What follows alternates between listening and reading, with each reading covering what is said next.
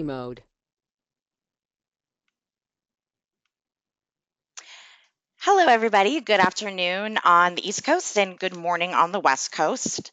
My name is Jamie Nickel, and I'm head of community at CultureIQ. We're really excited that you are joining us for a webinar today, The Role of Leadership in Driving Company Culture. So before we jump in, I do want to cover some admin details. The first of which is that we will be recording this session. So that means two things. It means you don't need to worry about jotting down a bunch of notes. You'll be getting this after and be able to watch it on demand at any time. And the second thing is that you can ask questions throughout the session on your GoToWebinar panel.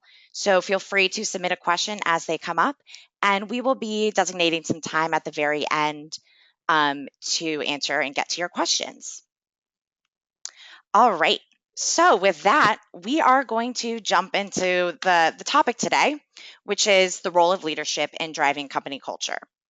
So this is a very important topic because among the many responsibilities of leaders, guiding company culture is arguably one of the most important. While every employee plays a part in this process, at the end of the day, leaders really are the ones who can make or break culture, which then causes a ripple effect on employee recruitment, engagement, and performance. In fact, according to CultureIQ data from the 2015 Top Company Cultures Program, which is a program that we conduct with Entrepreneur every year, the greatest difference between top cultures, so those are the companies that made our list, and the rest of the list applicants, is employees' confidence in senior leadership. So this really just emphasizes the importance of the topic and how leadership can make and break a company culture and also a company in that way. All right. So with that, I'm really excited to announce our guests today. We have David Shanklin and Lisa O'Keefe. Hi. Hey everyone, great to be with you. Hi Jamie.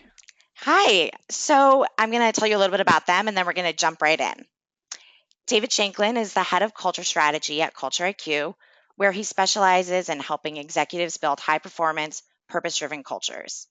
A leader by example, David excels at coaching leaders and teams to foster teamwork and enhance working relationships that create better business outcomes and more fulfilling lives. Prior to joining CultureIQ, David led the associate consultant and analyst team at Great Place to Work. And before that, he served in Deloitte's human capital consulting practice. David holds a BA in economics from the University of Colorado Boulder and an MBA from Emory University in Atlanta.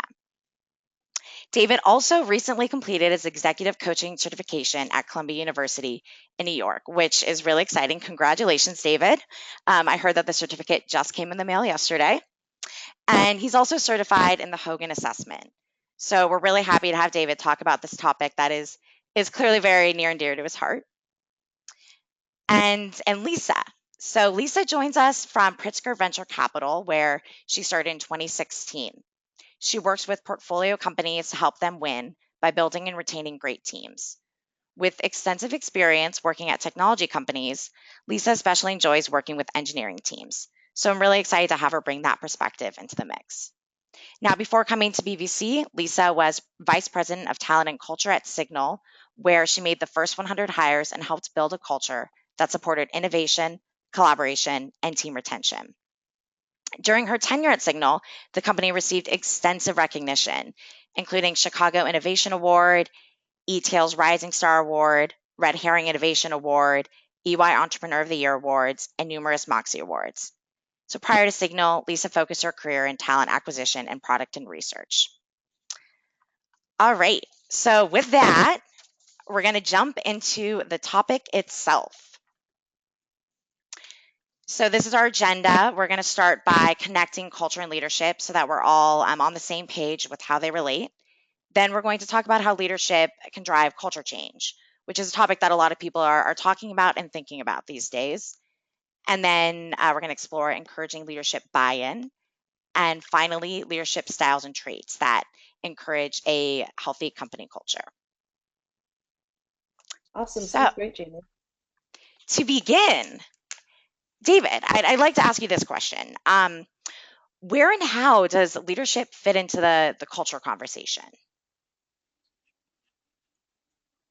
Sure. I think, really culture all it always starts with leaders. And if we think about really starting at the base level for how we define culture, there are lots of different definitions out there. There's been a lot of writing on the topic, really starting back in the 70s, but certainly today it's become even hotter. So there's multiple places. And anytime you dig into culture, you really find it talking about culture as kind of a layered thing, which most of you have probably even seen this iceberg metaphor for culture, um, where the things that we see in a culture are these day-to-day behaviors, the systems, processes, policies, the artifacts, what hangs on the wall in an organization is a sign of kind of who we are.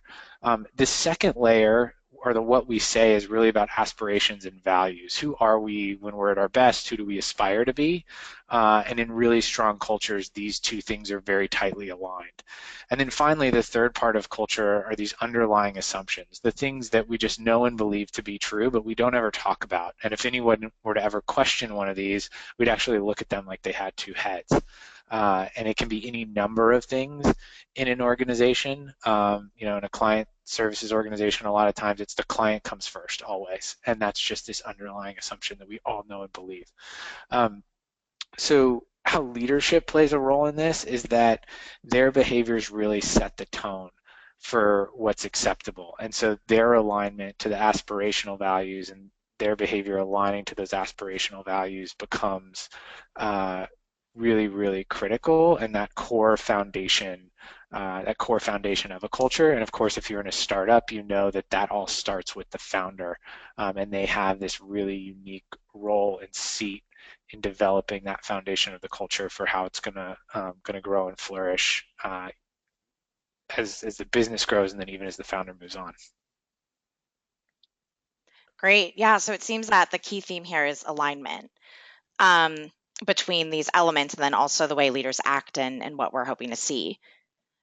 Lisa, do you have anything to add to that?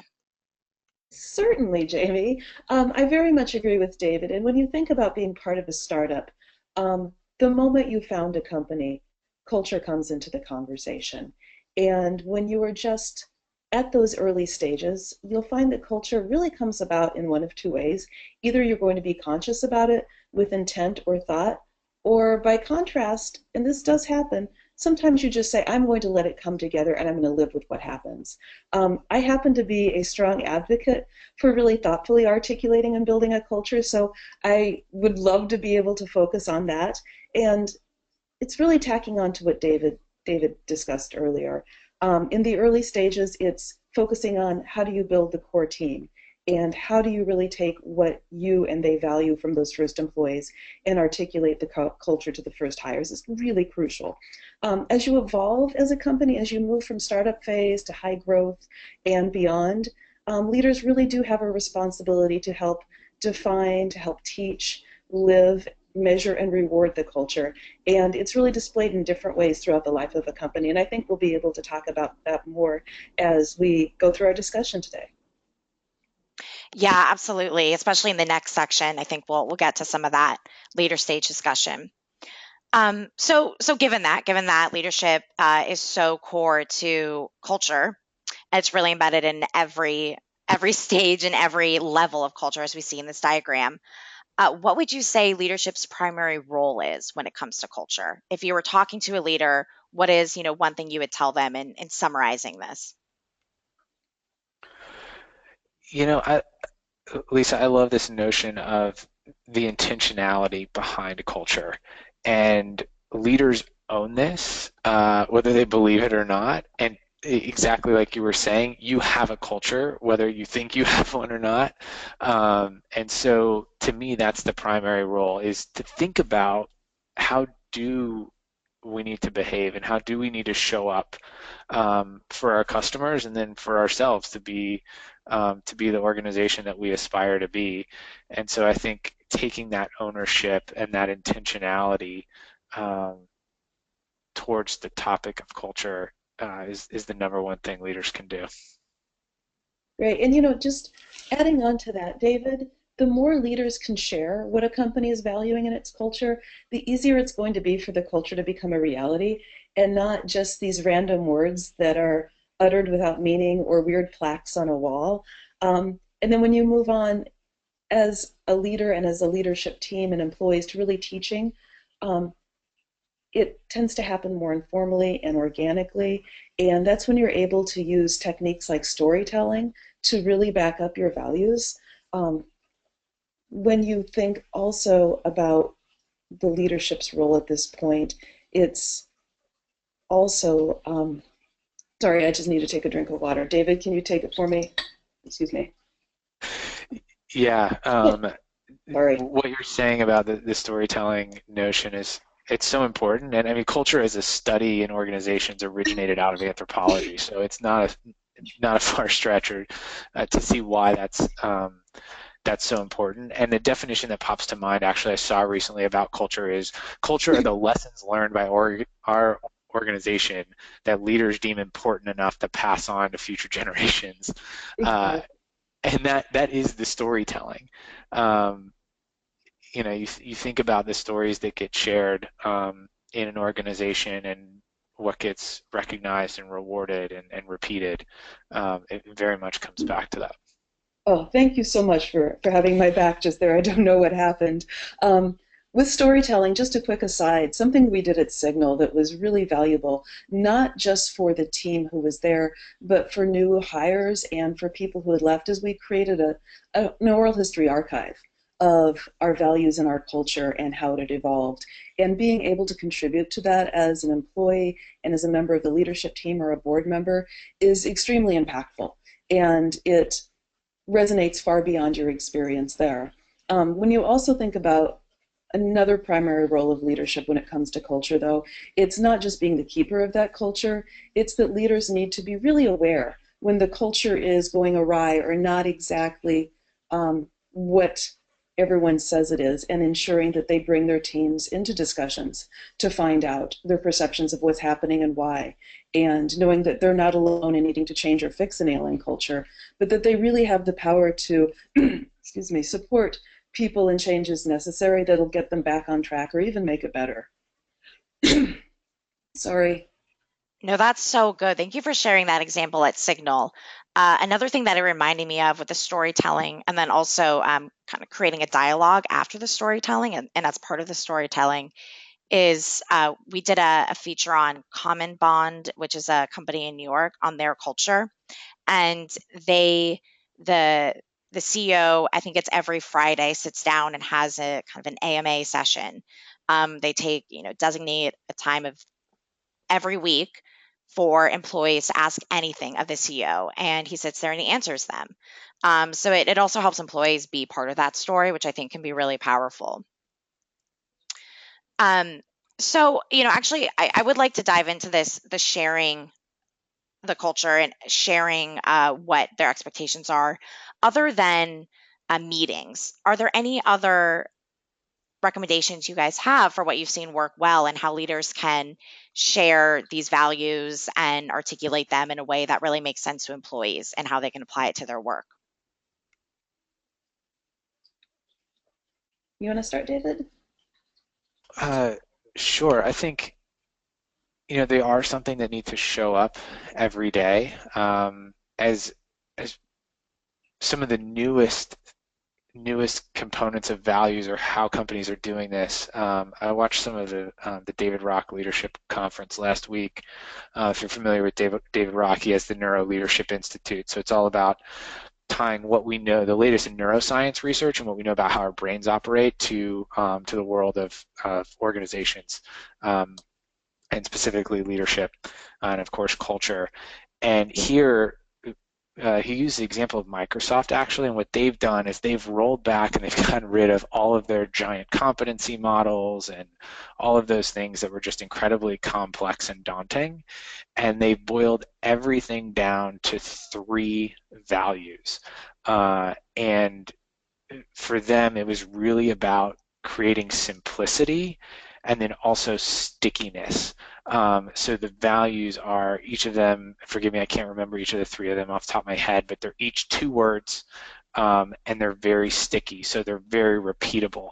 And what they found is that literally in the brain, when we have those things, they're things that we use more often and we say all the time. And so it's really easy to work into our everyday language, which makes it easy to work into our everyday behavior. And kind of circling back to your question, Jamie, about one of the big things leaders can do is that these values become the language with which leaders communicate to employees. So when we're talking about our business performance, it's through the language of our values. When we're talking about, wins with customers or clients, or new shifts in direction of the product, or recognizing someone, everything comes through this lens of the values of our organization, and how that all fits together, and how those very specific behaviors are driving that success. That's very true. And if you think about, and I'm going back again to really starting not just with defining values, but how do you as a founder or leader or an employee teach values to one another, but how do you reward them? And if you say you value teamwork and you are giving bonuses for individual performance, are you really living your values? Perhaps not. If you say in your values that you really want to treat your team like adults and support communication and innovation, but there's a really long process in order for someone to get anything new started, then you really need to rethink what does it mean to reward your company's values. And Lisa, I think that captures exactly what we're talking about here in this picture. You said it so perfectly. You have these aspirational values that are this what we say piece of the model, and then you have all of these systems and processes that happen in an organization that either promote us promote these behaviors and enable people to act in line with them, or that are complete barriers and get in the way. And it's exactly what it is. When, again, hearkening back to my days at Signal, I started when there were 5 of us, and when I left, there were almost 200. And we always talked about, in the early days, about being a culture that really supported people being able to initiate things on their own and treating them like adults. But the ironic thing was, when someone did a really good job, our CEO got them a present. And that felt very paternalistic and very contrary to what we were saying. And so some of us got together and we decided a better way to be able to thank and reward one another while creating a culture of appreciation was to give everybody within the company a certain amount of money to spend each month to thank anyone within the organization. That meaning an intern could give the CEO a bonus, or you could give peer-to-peer bonuses, but we decided to empower people to thank one another as opposed to having it come down for our CEO. And it felt much more in alignment with who we said we were. It made people very proud. It had them really actively living their values and really excited to talk about them, even when we went to early interview stages with someone. That's a wonderful example. Yeah, thank you. Yeah, Lisa, thank you for sharing that. That's fantastic, and actually a really great segue into the topic that I want to jump into next, which is leading to drive culture change. So really, looking deeper into that idea of what happens if there is an alignment between either what we want to be as a culture and what is happening, or if there is an alignment between what we see and what we say and what we believe, um, and how leaders can step up here and drive the company towards alignment. So, given that as some context, culture change is, I have a stat here that Harvard Business Review conducted a study that suggested more than 70% of transformation efforts fail. So it sounds like this is a challenge that a lot of companies are having. We haven't quite figured it out. Um, how can leaders help here? What can they do? David, if you want to start. Sure. Yeah. To me, the biggest piece here that we're always working through with our clients is focus. And this comes right back to the neuroscience. Like, we can only focus on so many things at once as human beings. And so when we're when we're trying to shift how things get done in an organization, that means we're changing behavior. And we can really only change one behavior at a time, especially when as leaders or managers or employees, we've got so many different things and day-to-day pressures that we're trying to manage. Trying to change more than one behavior at once just isn't realistic. And so that's the first piece is focus. And then the second piece is like, well, what are you focused on? So it's in these levers for change components. And so we can look at focusing on shifting a very specific behavior. So we can give that to leaders and even employees to work on. And then also coming back to exactly what Lisa was saying, we want to make sure that our systems and our processes and our policies are all in line with that new behavior that we want to see. So if we're having trouble with people sharing information, for example, a lot of times we see in organizations that there are these huge perceptions of underlying politics that are present in performance management systems, and so people are basically hoarding information for political and power gain, and so collaboration isn't encouraged. So there's all these systems and policies and underlying assumptions that are getting in the way. So you have to really understand what the systems are that are going to align to what you're looking for. And in this slide, Jamie, that you've just brought up, this is a simple framework that we use with our clients when we're facilitating them through a discussion of their cultural results. And so we'll boil it down to 3 themes for them, which you see on the left. And then as we're unpacking all of that data around each of the themes, what we're listening for and asking them to surface are what are the behaviors that are part of this theme and that are showing up? How do the systems and policies of the organization support these behaviors? What are some of the reasons that they're present? And then what underlying assumptions might be there that we won't necessarily talk about? And the behaviors and systems tend to be a little bit more apparent. The assumptions are a little bit tougher to get under the surface, and those are the things that typically come out in discussion and through comments and survey results versus the quantitative data. Now, that's awesome, David, especially when you talk about focus and not trying to accomplish too much at once. If I might, even before um, the focus, I think it's really key if you want to make a cultural change, it's to talk to your team and understand what they are living, understand how they see the situation, because I think it's very normal as leaders at any level to feel like you have to fix things. But if you take a step back and you hear from your direct reports or somebody who's been there a couple of months, what's happening? What can we do better? And acknowledge their expertise, their knowledge of the business and the day-to-day work. Um, it's really impactful for not only you, because it makes you a better leader, but it shows them that you're listening to them, you're acknowledging them. And once you've all talked about, well, really what needs to change? What is at the root of this issue, or how can we be better? Define it in writing. It's not enough to just get together and say, hey, this is something we want to fix, and this is how we'll make it better. Until companies, and I've told Jamie this, until companies are run by cats and not humans, there's always going to be some communication difficulties. And so when you get in a room to talk about that cultural change, really make sure you define in writing what your desired values and your desired result is going to be and how you're going to go about it. Because if there's no consensus, if the dialogue stays verbal, everyone is going to leave that room with different ideas of what you just meant. And it's going to make that focus and that communication and setting those behavioral objectives so much harder, and ending up you'll be one of those companies that doesn't succeed in the change. Yeah, I think that's really spot on. In fact, I think it ties into accountability, because when you write it down, that adds into the accountability of, this is an effort that we're all into together, and this is a goal that we're working toward. So, I mean, I'll be providing these slides, and you can even try printing this out and using it as a workbook to work through with your leadership teams. It might be helpful just as a brainstorming session to actually get a pen to a piece of paper and see what comes out. So that's really great. I'm going to move on to the next topic, which again is very well related, and encouraging leadership buy-in. So you say that this is very important for leaders to focus on. We've been talking about it for the past 30 minutes.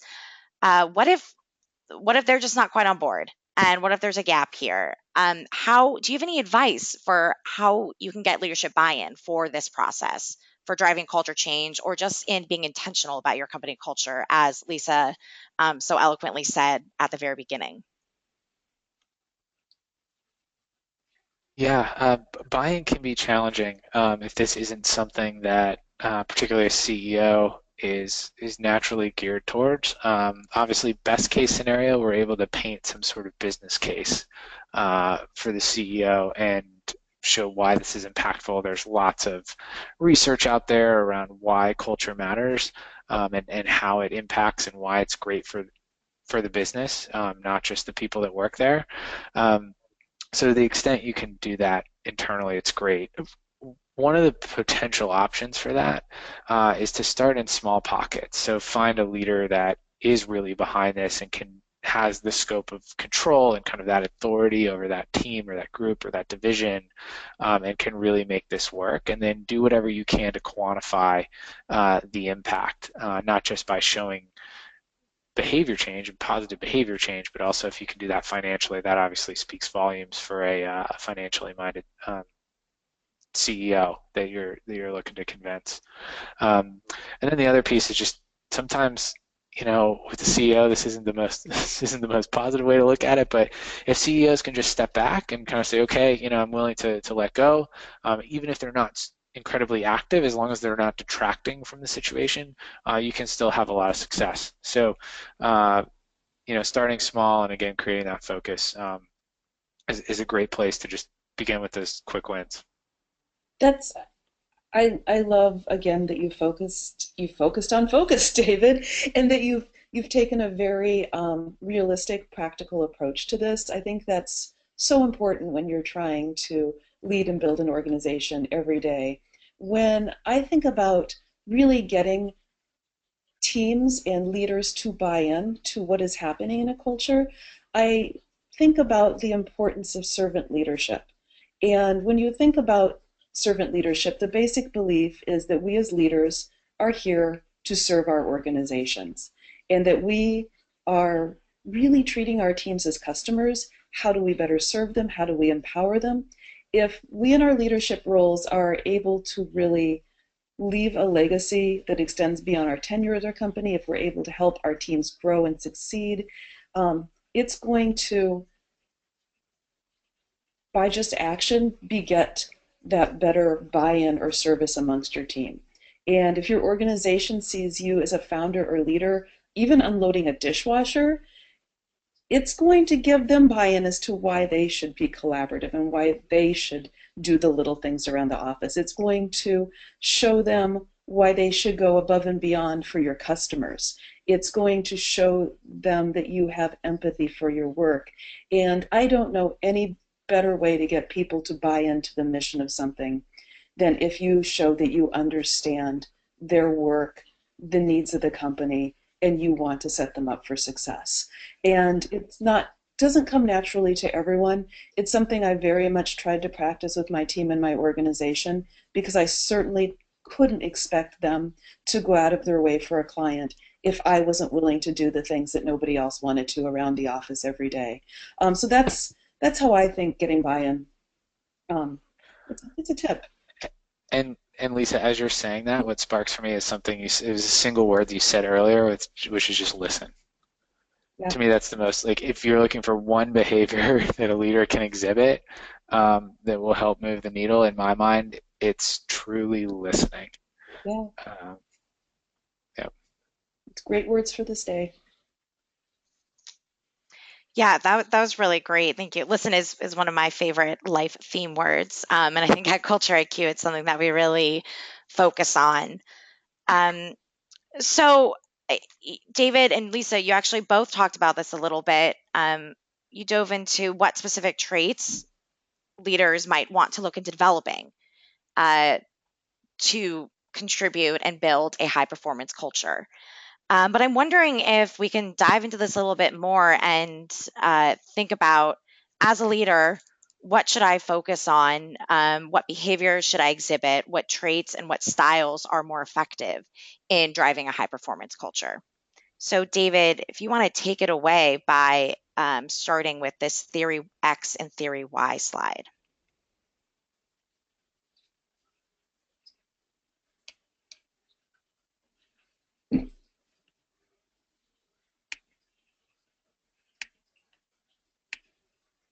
David, I think you might be muted.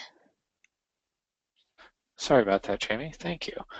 So I hope this doesn't get too academic for folks. But I actually stumbled upon this friend. A friend of mine introduced me to this a couple of months ago, and it seemed to just encapsulate kind of the different extremes that organizations can operate in, and also really capture how organizations, specifically in the United States, have moved from being designed for efficiency in the Industrial Revolution to really need to be designed for adaptivity and agility as we move into the knowledge economy, obviously high-tech workforce. And so there's just there's a different thing we're asking of employees. And so we think about it on two sides of the spectrum. On the theory X side, it's more command and control, centralization, and again, it's all about efficiency. And then on the theory Y side, it's more decentralized, allowing a lot of autonomy and ownership more at the local level, and that's all in the name of having responsiveness. And so you get a very participative organization, and what that does is it allows for agility.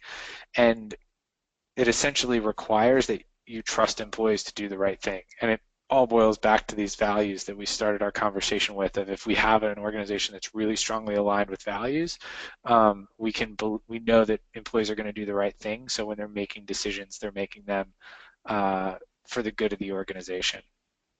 So we see different behaviors associated with each of these things, and no organization operates on all the way on the Y or all the way on the X side. It's always about a mix, and so the question kind of becomes, what's the right mix?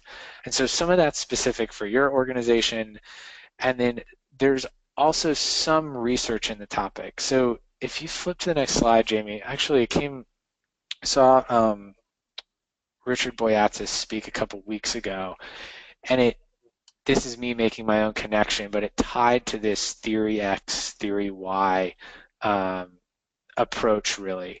And so we actually, depending on if we're kind of functioning in that theory X state of more command and control environment and having to do things exactly the right way and follow a process, versus being in more of this open collaborative space, there are actually different parts of our brain that are operating. And so we have the negative emotional attractor on one side and the positive emotional attractor on the other. And again, it's different parts of the brain. And the key takeaway here is that when we're in this positive emotional state that is more strengths focused, and it's all about as aspirational, focused on the future, really positive state, that's when we're at our best and most creative. But we can't function there all the time, or nothing would ever get done.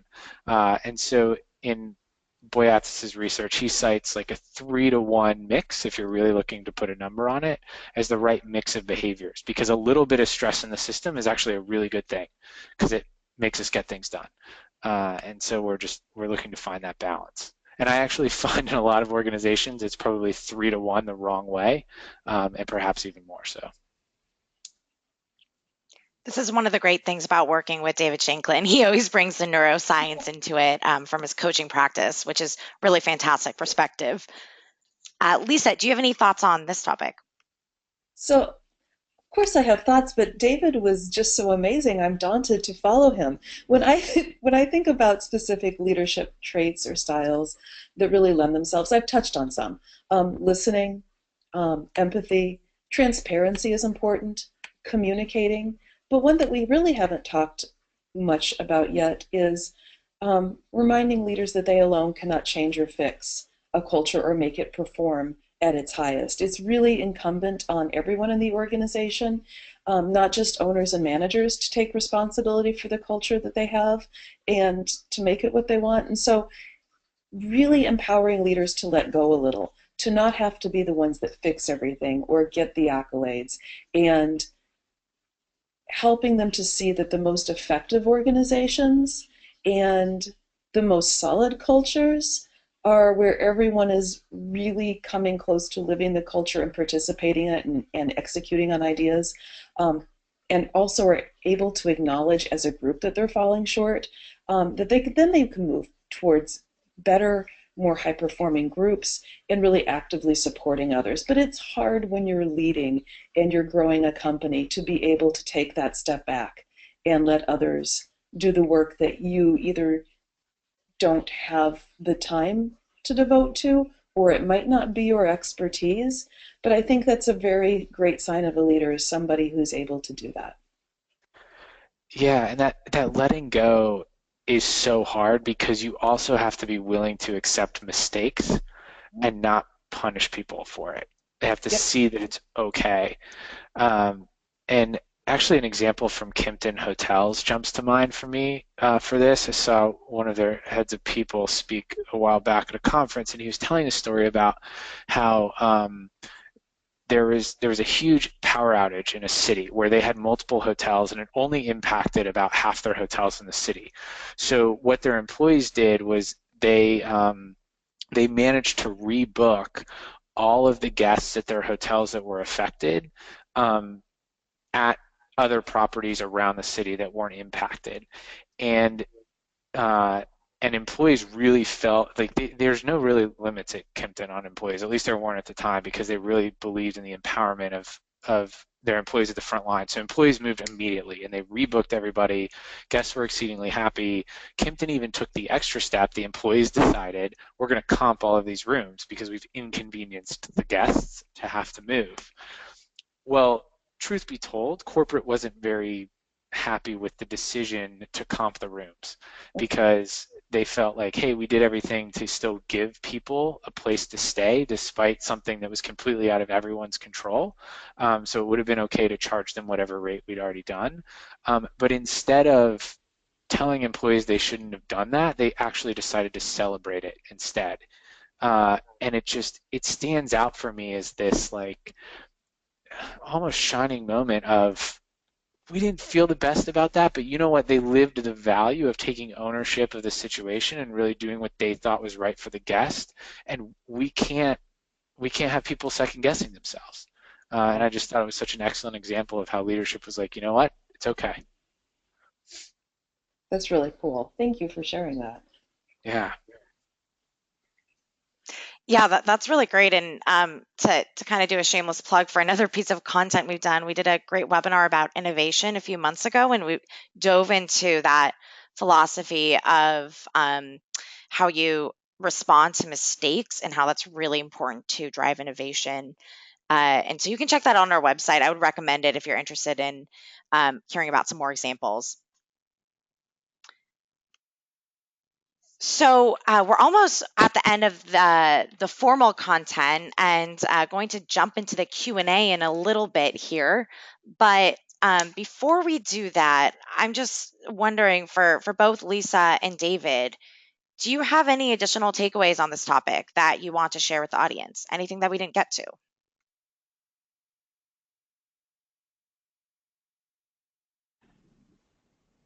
David?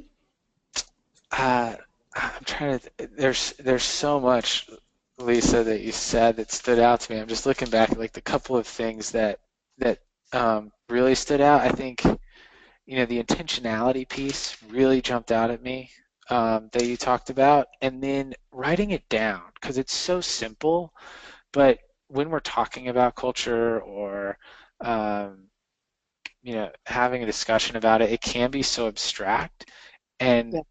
the writing it down piece to me is just such a good tactical piece of advice that we can do, and it brings it to life. And I think, kind of talking this through, what I would say is that when you define it and write it down, I also recommend give an example. If it's related to your culture and behaviors you want to see, give an example of what that behavior actually looked like in practice. When did somebody exhibit it, and what was the impact? And write that down too, because that kind of ties it back to this story piece and that narrative that we're talking about, as it brings it to life. for people when they hear, oh, that's what it looks like in practice. It's not just words on a wall or on a page. We've seen it, and we've seen the impact that that behavior has had. Cool. I'm struggling, Jamie, to really come up with a good summary for you and our audience, and I am sorry about that. But when I think about some key takeaways, um, for me, it's really thinking about not just how you consciously go about leading an organization, helping you and your team create a culture, but it's also understanding when not to be hard on yourself. Um, I love Twilio has done a really great job of articulating their values and their culture and through drawing the owl and such. And something they've talked about has resonated with me for a while now. When you're at 3 people in your company, it's not necessarily time to write down all of your values and articulate and say this is your culture. But you don't want to wait till there's 500 people. So it's really figuring out at what stage of your company's life cycle is it important to do certain things and not do them too late. And also not be too hard on yourself if you don't feel that you are matching up to cultural ideals that you read about in different places. Everyone who's listening today, hi audience, I'm really glad you're here. You're all doing your best. You all are coming at this with great intentions and great love for your team. So please, when you think about creating your culture, um, don't be so hard on yourselves and know that we're all kind of figuring this out together. And it's with great people like David and Culture IQ that we're able to make good progress. So I think that's my biggest takeaway. It's hard. It's not something you're going to figure out day one or day 300, and enjoy. That's great. It really is an ongoing process. It's not something you can check off. I appreciate those words, Lisa. And my one of my takeaways here is that so much of working with culture is storytelling, both as a leader when you're talking about telling the story of your company, getting people excited about your values as your mission, talking about how you want to execute things and really driving those underlying assumptions. But then also as somebody who is working on culture and hoping to get buy-in from your team and from leaders. And I actually want to share something that an attendee wrote in that I thought was really relevant, and I really appreciate the participation. So I'm going to share it with you. Um, this person said that in talking about their culture, we used to call our approach to getting executive team buy-in the Trojan horse tactic. We would sell breakthrough business results as the outcome and culture revitalization as a lever for making that happen. Very few execs will dedicate time to culture unless they see it as beneficial from a business point of view. And I think that's very true about getting the buy-in and how you have to learn how to speak the different languages of the different teams and the different tribes internally. So thank you for sharing that to our attendee. And with that, we're going to jump into some of our questions that we got. So we have one here that's referencing the AMA topic that I brought up earlier, which was where Common Bond's CEO takes some time to answer questions from employees. And this one person said that they do this. They have an AMA program as well. But the answers from the CEO indicate a culture that is very different from what is preached. So, how do you address this? This seems like an alignment challenge.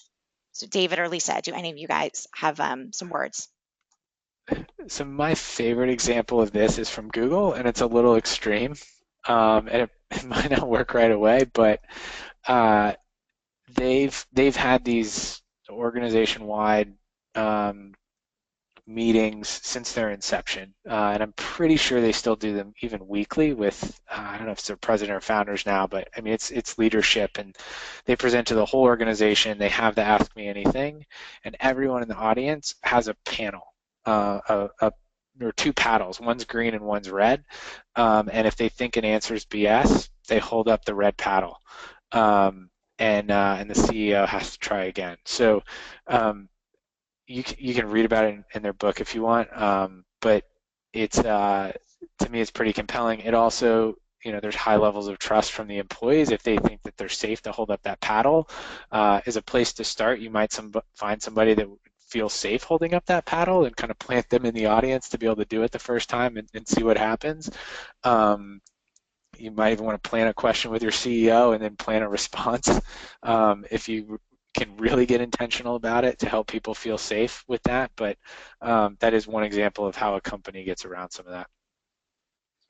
That's a really great example. I did not know the paddle story, so I'm glad that you shared that, David. I have in different roles I've had, there have been situations where what we said we valued as a company, what we said our culture was, it was sometimes apparent that the way we were doing business might be slightly in juxtaposition to it, and not in a damaging way or not in something that was extremely dreadful. It just resonated differently with employees.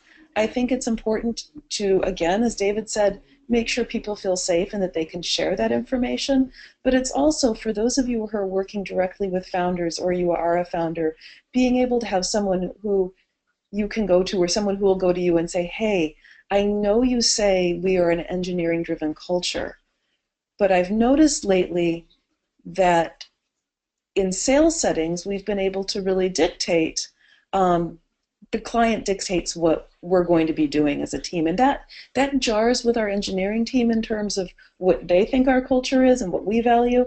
And it's also hurting us business wise. David and Jamie are so right. Always bringing it back to business case makes it feel less fluffy, less ethereal, and it shows the importance of humans and culture in really succeeding as a business.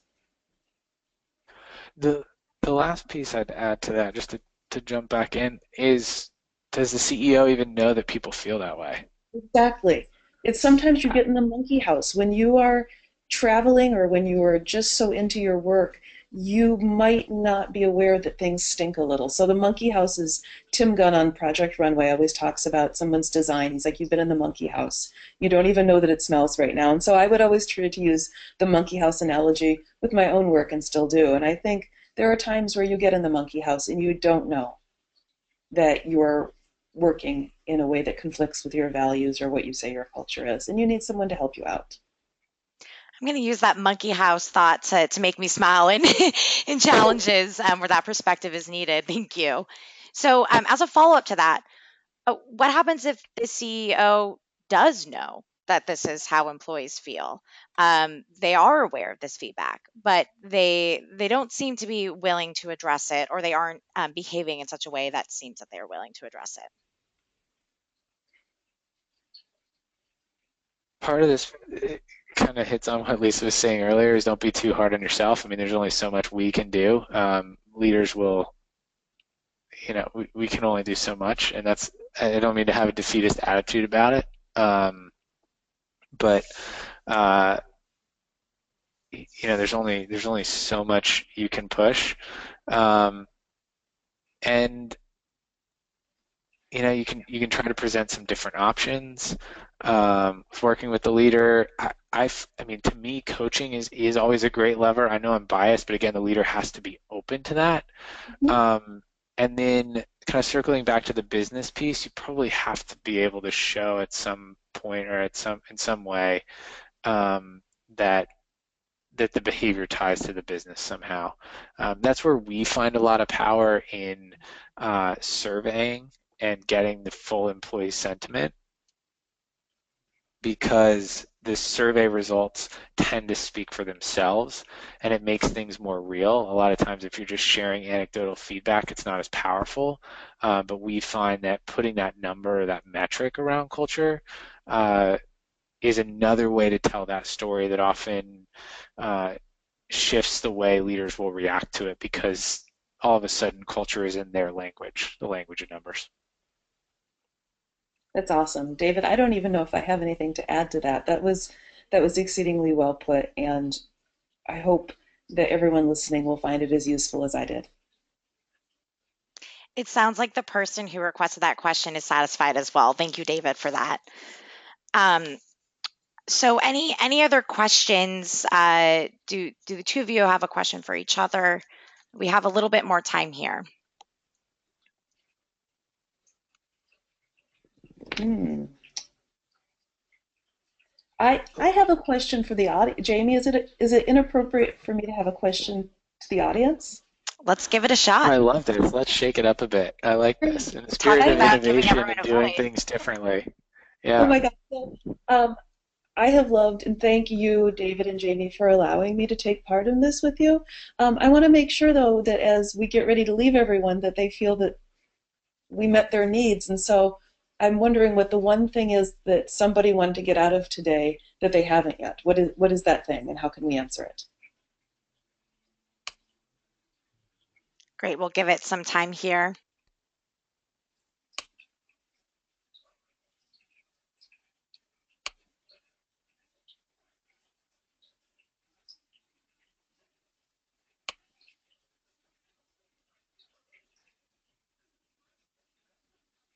And personally, David, I would love to hear.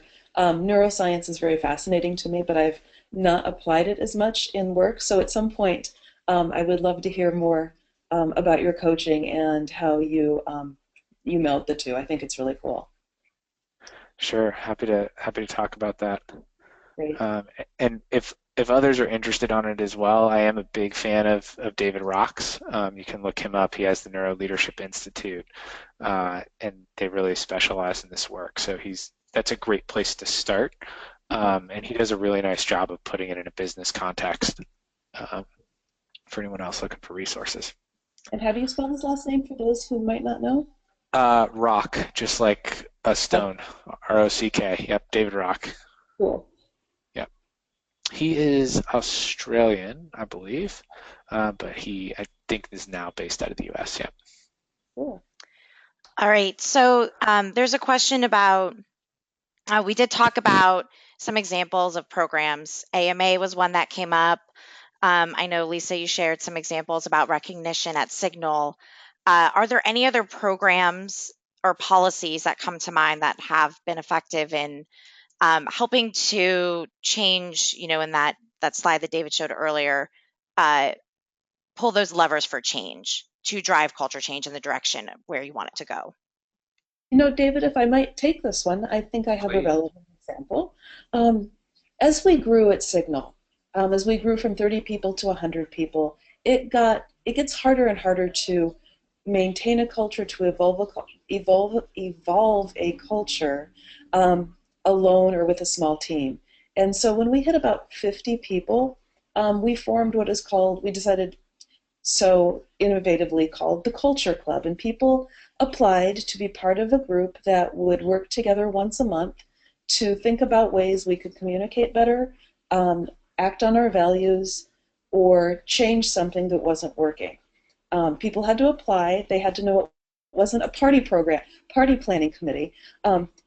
But the things that everyone was able to do there was really cool. One small program we created, as we got bigger, it was harder for people to know one another. And we didn't want to lose that culture or that way of working very closely with one another because we really valued that. And so we came up with a group called the Supper Club, and we got our head of finance to give us a small budget for every 6 weeks. We would do a random drawing after picking a cool restaurant in Chicago, and 6 to 9 people would sit with each other and have a great meal. And they wouldn't be friends. You couldn't just sit with 6 people you knew. So it might be new employees, old employees, senior people, junior people. They'd have a meal, they'd get to know each other. And that really facilitated greater collaboration and cooperation throughout the workday. Um, Without the people in the Culture Club, we wouldn't have had ideas like that come forth. We wouldn't have come up with different ways to reward one another. It helped people become more independent in their work. It was a form of career development to be able to create programs and successfully enact them. And it really helped us keep a great pulse on what was happening. We were not fortunate enough to get to use Culture IQ in my tenure there, but it was a great way of keeping that for us. That's really fantastic. I think it's an example of how you incorporate the employee voice. Because we're talking about how leaders have such a strong role in guiding culture, but it's very important to maintain that employee voice throughout the process. So thank you, Lisa. So with that, we are going to conclude our webinar. We got some great feedback already from that Culture Club example you provided, Lisa. Um, so unless there's anything else you want to add, we will be sending out the slides and the recording after, and we're always very open to feedback. You can shoot me an email directly at jamie@cultureiq.com if there are any topics that you are interested in hearing more about in the future, and we will develop our content accordingly. A big thanks to Lisa O'Keefe and David Shanklin for joining us today. Thank you, Jamie. Thank you, Lisa. And thanks to Thank everyone for joining us.